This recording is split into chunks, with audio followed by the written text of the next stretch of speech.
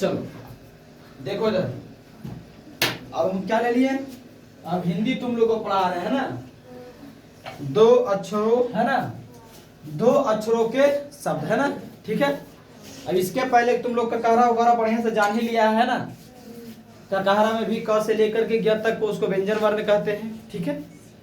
अ से लेकर के आ तक को हम स्वर वर्ण कहते हैं, और आकर आ वाला जो होता है उसको हम क्या कहते हैं, मात्रा कहते हैं। इतना तो बढ़िया से पढ़ लिया तुम लोग है ना।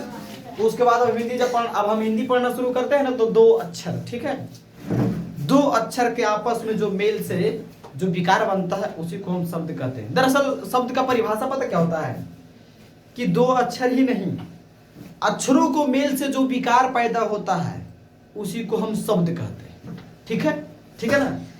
और शब्दों को मेल से जो विकार पैदा होता है उसको हम वाक्य कहते हैं। जैसे देखो, अब हम लिखे क्या चीज,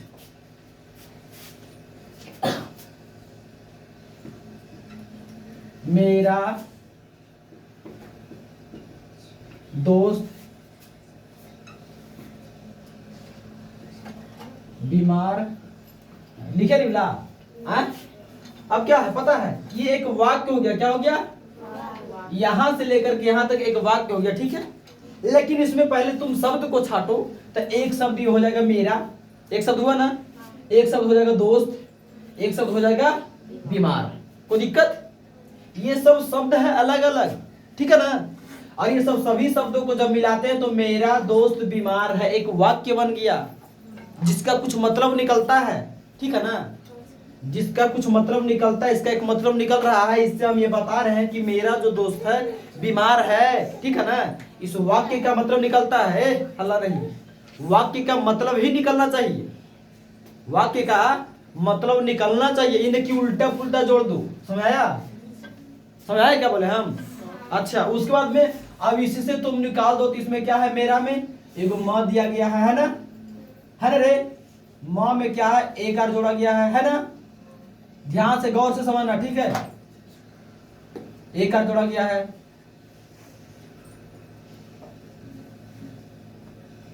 उसके बाद में क्या जोड़ा गया है, फिर रा जोड़ा गया है ना, फिर आकार जोड़ा गया है क्या, है कि नहीं, है ना।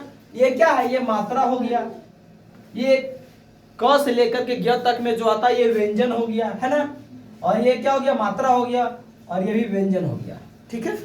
ये अक्षर हो गया, ये सब अक्षर हो गया, ठीक है, ये सब अक्षर हुआ ना, समझाया। तो ये सब अक्षर मिलकर के क्या बना है, मेरा, मेरा जो शब्द है उसका निर्माण हुआ है ना।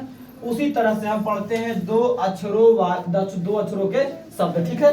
उसके बाद में हल्ला नहीं करूंगा। अब इसको पढ़ते कैसे है, बस कुछ नहीं, ये क्या लिखा हुआ है, घर, क्या पढ़े, मेरे साथ तुम लोग बोलेंगे, बोलो घर, घर, क्या बोले इसको, अच्छा ये देखो, ये घर ऐसे किया है, इसमें जोड़ दिया है, जोड़ा है ना, हो तो क्या बन गया, ये घर बन गया है। बना है कि नहीं बना है, बना है ना। बस यही देखना और बढ़िया से समझने चलना, बड़ा आसान है ना, है। चल देखो, अब आगे बोलना, झट, झट, न। दो तीन बार अगर इसको रिपीट कर दिया तो मुंह से शब्द ऑटोमेटिक निकल जाएगा कि लिखा क्या है। अब क्या लिखा, न, क्या हो गया, मन हो गया, ट, क्या हुआ, क्या बोल रहा, पट बोल रहा है ना, ल, क्या हो गया, जल हो रहा है। इसी तरह से ये सब पढ़ेंगे हम, तो तुम लोग पढ़िए देगा, है ना। अब एक चीज थोड़ा सा नीचे में एक चीज देखना, यहाँ पर देखना कि दो शब्द को एक बार लिख करके यहाँ एक चिन्ह दे दिया गया, दो शब्द को लिख करके यहाँ एक चिन्ह दे दिया। इसका मतलब क्या है कि इसको ये दोनों एक साथ पढ़ना और यहीं तक पढ़ना है, फिर ये दोनों के एक साथ पढ़ना और यहीं तक पढ़ना है, फिर दोनों एक साथ पढ़ना और यहीं तक पढ़ना, ठीक है ना। समझाया क्या चीज, समझ रहा है। तो इसको एक साथ कैसे पढ़ते हैं, आप जैसे पढ़ेंगे उसे मेरे साथ पहले पढ़ना है। क्या लिखा हुआ है, लिखा हुआ है ल,